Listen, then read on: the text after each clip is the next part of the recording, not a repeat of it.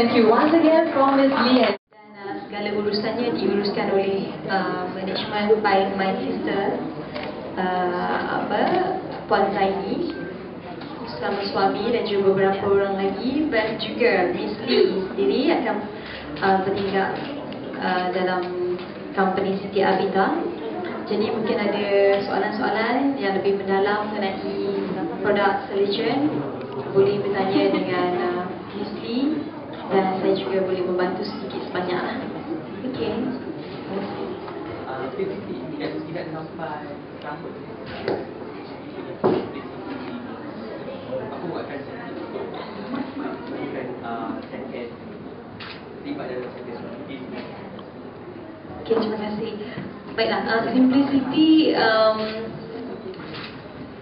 sudah 8 bulan tak silap saya, dan kami melalui perjalanan yang begitu baik sekali, mendapat sokongan yang baik daripada peminat.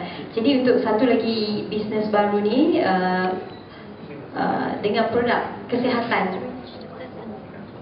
saya berani untuk melabur dalam produk ni, bisnes ni, kerana saya telah mencuba, suami telah cuba, family tengah cuba, dan rakan-rakan rapat kami mencuba, dan mereka begitu puas hati dengan result daripada pengambilan produk Selegion.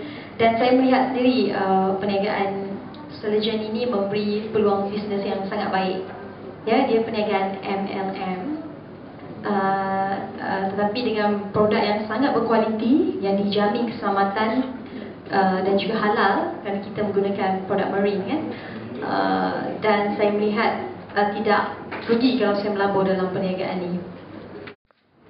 Dia banyak memberi kesan yang baik, ya, selain pada itu kulit, ya, dan yang paling penting sekali, dia membaiki sel-sel dalaman kita, ya, kerana bila kita meningkat, ya, umur kita meningkat, kita punya collagen berkurang, so dia akan membaik pulihkan sel-sel. Dan saya juga banyak orang kata impressed dengan dia punya result tu bila my brother-in-law, suami pada Puan Zaini sendiri, kalau anda tak percaya, beliau boleh tunjuk, ya, sebelum ini sebelum ini beliau ada keputusan daripada